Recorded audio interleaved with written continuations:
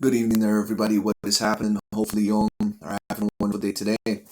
So, anyways, man, after the recent trilogy has finally ended between Tyson Fury and Deontay Wilder, and of course, the result, if you don't know what happened, Tyson Fury, of course, ended up stopping Deontay Wilder in the 11th round by pretty brutal fashion.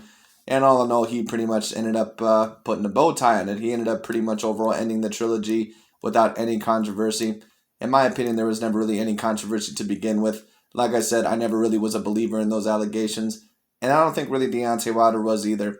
But I made a video about a day or two where I said overall, is Deontay Wilder a sore loser? Which there is no debate about it. Deontay Wilder certainly has been a sore loser in the past.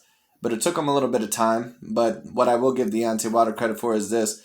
If this is him who wrote it, which, I'm pretty sure that it was. I doubt that it would be another person that wrote this on his Instagram without his permission, because the degree overall, of words that were said on here, and on top of that, the type of things that he said, I don't think that someone overall that would just overlook his Twitter would just write this without his permission, but maybe I'm wrong about that. We'll see what happens. But Deontay Wilder has finally given credit to Tyson Fury for pretty much just being the better man after Tyson Fury pretty much, in my opinion, outperformed him in every single fight that they fought in. But it is what it is. Anyways, Deontay Wilder, like I said, I have to give him a hell of a lot of credit, because I made a video a couple days ago where I said I really did not know if Deontay Wilder was ever going to give Tyson Fury credit, or that if he was going to give him credit for a very, very long time. Because some of these fighters, man, when they lose, some of them, it takes them years upon years upon years to give that guy credit. Or sometimes they'll never give them credit. There's certain fighters overall, there's certain athletes to where, or even if you're a person overall that, you may have a fight with a certain family member, you may have a fight with a certain friend, and, you guys ended going your own ways and you didn't really like how it ended, but, you stand on that hill because none of you or neither of you want to admit when you were wrong, or maybe overall that it was a stupid argument or something like that. Certain relationships can end that way, or certain things can just end up that way. And Deontay Wilder, like I said, I got to give him a lot of credit. It's unfortunate that, in my opinion, he had to basically get his ass whooped 2 other times to really finally learn the lesson. But I think Deontay Wilder, all in all, I think that he finally knows that Tyson Fury was just a better man, and that there pretty much is no point in making excuses anymore. At least we'll see, because Deontay Wilder, once again, at the end of the day, he's a very prideful guy when it comes down to it. And a lot of these fighters are really prideful. Manny Pacquiao, of course, Vasily Lomachenko, a certain amount of these other guys. And, I box here and there when it comes down to it. I've certainly done a certain amount of sparring and some other stuff when it comes down to it. I've never boxed professionally, but I can just only imagine the type of fall that that overall must happen when some of these fighters get beat, and overall the confidence overall that it takes overall to admit that you were basically beaten by the better man.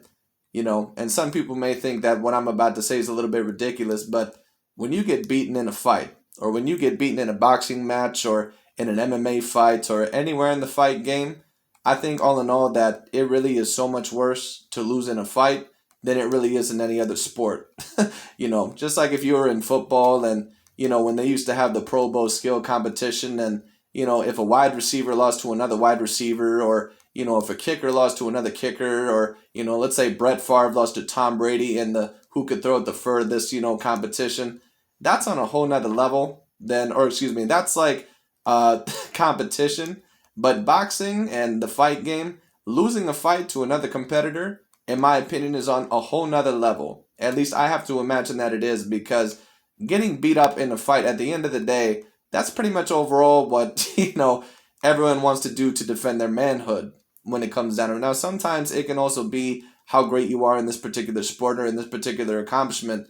But fighters, all in all, they basically make their livelihood off of being elite champions, being elite fighters. And when those elite fighters lose, they basically are admitting that not only overall did they lose to the better fighter, but if it came down to hand-to-hand combat, if it came down to a street brawl, or if it came down to overall protecting their family with hand-to-hand combat, they may lose a fight. They may not be able to protect everything that they love and own overall if it came to that fighter. That there is always going to be another dominant male lion out there that is going to be able to take over the pride anytime that they want to. At least I have to imagine that overall some of the fighters think like that, because I would think like that personally if I was a professional boxer or if I was a professional fighter and I got my ass kicked the way that Deontay Wilder ended up getting his ass kicked against Tyson Fury. Some people personally may think that that's a little bit too primitive or overall that that's a little bit ridiculous. But I do think all in all that certain fighters definitely do think like that. Because some of these fighters, I think all in all, do have a very primitive way of thinking, or they're competitive to the point overall to where it kills them when they may lose a fight. Once again, there are certain fighters to this day that when they lost a fight, like Manny Pacquiao to this day will not admit that he lost that Floyd Mayweather Jr. fight. Manny Pacquiao to this day, he won't admit that he lost any fight. Manny Pacquiao overall, he's one of those dudes that, he's also a sore loser as well. But it is what it is. But let's just read what Deontay Wilder had to say here, because apparently he finally gave the congratulations to Tyson Fury, and I give him a hell of a lot of credit. Let's see overall what he had to say. Wow, what a hell of a night. I would like to first and foremost thank God for allowing me to give the world another part of me that's driven with passion and determination. I would like to thank my team and my fans for sticking by my side through this long process. I would be lying if I said that I wasn't disappointed in the outcome, but after reflecting on my journey, I now see that what God wanted me to experience is far greater than what I expected to happen. We didn't get the win, but a wise man once said, the victories are within the lessons. I agree with that. I've learned that sometimes you have to lose to win. I agree with that as well. Although I wanted the win, I enjoyed seeing the fans win even more. Hopefully I proved that I am a true warrior and a true king in this sport. Well, you certainly proved that you're a true warrior. I have no doubt about that. You certainly have to give Deontay Wilder a lot of credit, even though I think it's to the point of almost stupidity and absolute stubbornness.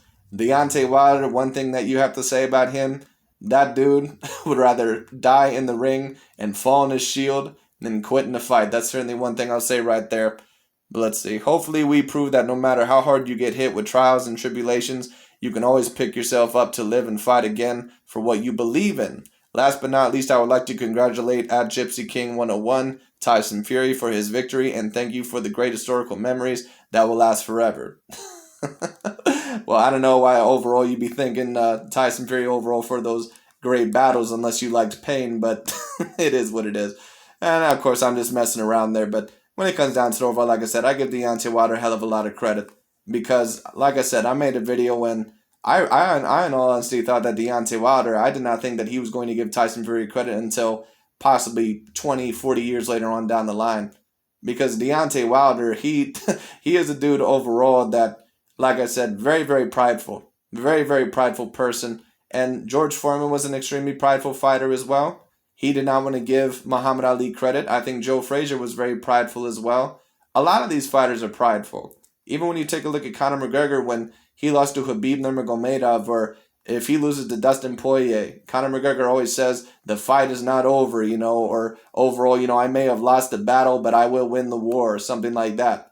Because that's what it is to some of these fighters. It's a war. It's a true battle, of masculinity, and also, when it comes down to it, who is the better man all in all. So, like I said, losing in a fight and losing in an MMA ring, or losing in a fight, in total whatever sport that you're in, whether it be MMA, UFC, kickboxing, or boxing in general, that is a completely whole nother loss than, say, Serena Williams or Novak Djokovic losing a Grand Slam, or Tom Brady losing a Super Bowl, or Michael Jordan, let's say him losing in the playoffs, or something like that, or LeBron James losing in the playoffs. That is just completely different because, like I said, losing a fight on a whole nother level is such a hit to your ego and such a hit overall, I think to some people's masculinity when it comes down to it, at least in my mind it would be, that, it must be hard sometimes to admit that you just got beat by the better man. And like I said, there's a lot of fighters out there today that they still will not admit it. So I give Deontay Wilder a hell of a lot of credit. And I think that he learned a hell of a lot of lessons from this trilogy. I think that he learned that, excuse me, I think that he learned that those people that are making excuses for him and that making excuses for himself did not do well for him. And I hope all in all that later on down the line, whether he has to change trainers or whether he thinks that it's best to stay with JDs and the people that are around him, I think all in all he's going to discover that, some of these people that were for him for the first and second fight, that, he doesn't really need those people. Because a lot of those people, like I said, they're not going to help you in the long run. Those people that make excuses for you and go on that super duper huge pro-black shit when it comes down to it and say, oh, Deontay, you got screwed by the system, you know, because they were trying to get Tyson Fury to be the #1 guy because he's a Caucasian fighter. I think Deontay Wilder has finally realized that, and I think he always slightly realized it, that all that is a bunch of horse shit when it comes down to it. And once again, don't get me wrong, are there certain Caucasian fighters that are covered differently or promoted differently, and are there big white hypes? Yeah, of course. But when it comes down to the overall, I think Deontay Wilder, with all those narratives that the LDBC and new media and all his, fan base was trying to push, I think he's starting to finally realize that a lot of those guys, that they ain't going to help him in the long run. And to be honest with you, that a lot of those people, that they were full of shit. It is what it is, So it's whatever. We can tell lies all the live long damn day, but at the end of the day, Deontay Wilder, he just got beat by the better man. And hopefully Deontay Wilder, he comes back the best version possible. Do I ever see him being an elite skilled fighter, even after this trilogy and even after learning some lessons? I'm not sure about that, because I just think Deontay Wilder, I just think that he started boxing a little bit too late. And I think all in all that Deontay Wilder, I think that he's a very strong athlete. I think that he's a very strong fighter. I don't think he's ever going to beat Tyson Fury. Could he beat Anthony Joshua? It's possible. I would love to see that fight. Could he defeat Dillian White, Joseph Parker, Andrew Ruiz? Those are very possible choices as well. Unfortunately, I don't know how many of those fights we're going to see, because Deontay Wilder, I believe he turns 37 years old next year.